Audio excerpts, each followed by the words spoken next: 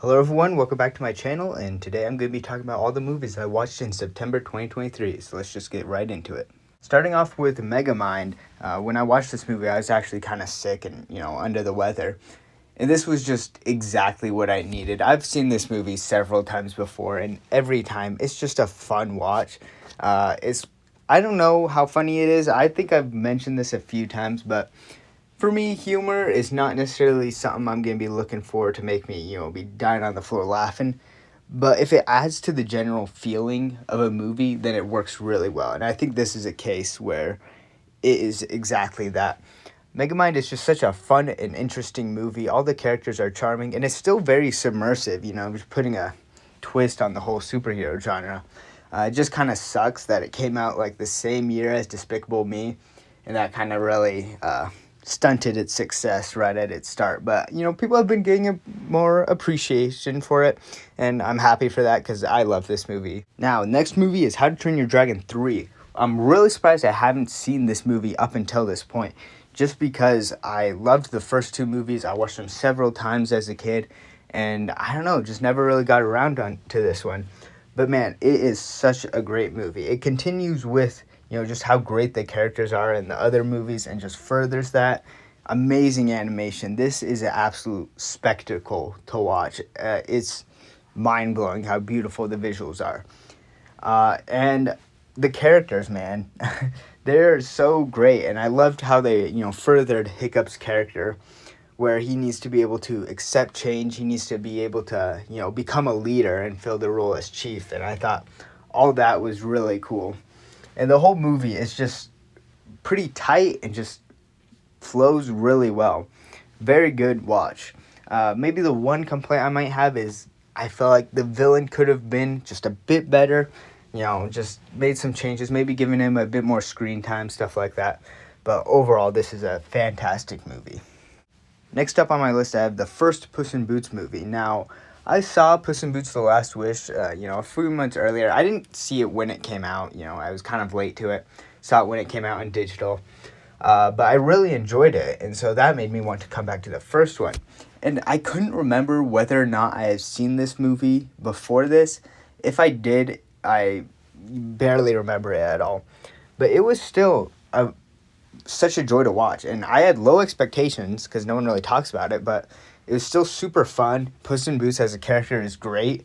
I think that's what is very good about both these movies is Puss in Boots as the main character. He's just so fun to watch, and just he's great just to have yourself be entertained, I guess. But I guess a big flaw about this movie is maybe just the third act was kind of long, and some of the emotional points didn't really hit. This was more of a stupid, silly movie. It still had cool moments in it, but, it's not something you're going to be looking towards for really anything incredible. Just a fun movie. Okay, now next up, I watched The Batman. Now, this movie's sort of out of place when compared to the other movies I watched this month, but I love this movie. I saw it in theaters, a couple times after that as well, and I've just enjoyed it every single time. It might be my favorite Batman movie, but I don't know. I don't know why I decided to watch it, though, this time, because I was super tired when I decided to watch it. I didn't get a whole lot of this particular experience, but yeah, the Riddler's a great villain. Super tightly written story. I don't know what else to say. All right, and then I also watched The Bad Guys. Now, my expectations for this movie were kind of high. It was, just seeing as it was DreamWorks falling into that trend of 2D, 3D animation and that sort of thing. So I really, really wanted to like this movie, but I just did not as much as I wanted to. The whole movie felt very, very predictable and played out. There wasn't a lot of stuff that was really surprising or interesting to me. I was pretty bored throughout the whole thing. The whole thing was also super fast-paced, and it didn't really give time to develop any of the characters or ideas well enough for me to get attached. So yeah, I was really disappointed by this. And the sad thing is that I do think that there is, just from the little bits and pieces of this that are in there, there's little nuggets of gold, I think the characters could be super charming and cool and interesting. But it just wasn't so. They just didn't really do what I was looking for this movie. The whole thing just felt very, very targeted towards kids, and just, it's super fast paced and flashy to entertain kids. And, don't get me wrong, I still think the animation looked really good and I really liked it, but yeah, there's just an overwhelming amount of flaws for me. Alright, and then I also watched Shrek 2. I'm not really sure why I haven't seen this movie before. A lot of people really like it. Some people even say, better than the first Shrek, which is a very hard feat, because I really like Shrek 1. I think, everyone does, obviously. It's just a fun movie. I maybe don't love it as much as other people, but I can just appreciate it for being a fun, easy watch. And Shrek 2, I think, is very similar in that sense. It's just a fun, easy watch. I don't really know if there's a whole lot to really dig deep into or dissect. People saying that it's better than the first one, though, I do think those people are crazy. Maybe it's just because, the novelty of the first one isn't there, because they're just a similar thing again. And I don't know. It was just a fun movie, I guess, but wasn't really anything particularly special for me. I watched Lord of the Rings, Fellowship of the Ring. I watched the entire Lord of the Rings trilogy this month, actually, for the first time. And I actually did the extended edition, which I'm pretty happy about. Just from what I've seen, it seems like there's a lot of stuff not included in the theatrical release. Just saying, most of my points about each of these movies sort of apply to the other ones, but I'm going to try to give specific opinions about each movie. So specifically for Fellowship of the Ring, I thought that this was just a fantastic introduction to the world. You just really got immersed into it, and it did a good job of just introducing us to, a bunch of the characters, some of the key locations and stuff like that, as well as just building up tension, because there's not really any, I would say, big battles, at least not compared to the other movies. But you definitely feel that building of tension, and, it sort of makes you uneasy and sort of anxious about what's going to happen next, and excited about what's going to happen next. And so, yeah, I think this movie just did a great job at that. All right, now for The Lord of the Rings, The Two Towers, this was actually the only one of the movies that I did not watch in one sitting. I really wish I would have. I feel like that would have made it a better experience. And also, the second half I watched like the same day that I got my wisdom teeth removed. So, that probably wasn't a bad idea. This one was my least favorite of the three, but I'm just bringing those things up because that could have played a pretty big part in why I didn't enjoy it as much. Another reason why I maybe didn't enjoy it as much is just because, splitting off into the three different storylines, it just felt like I never really got a whole lot out of one single, storyline at a time. It felt like right as I was getting interested in one, we'd cut to another one, and I'd sort of have to, readjust. And then right once I was getting interested in that one, we'd cut away again.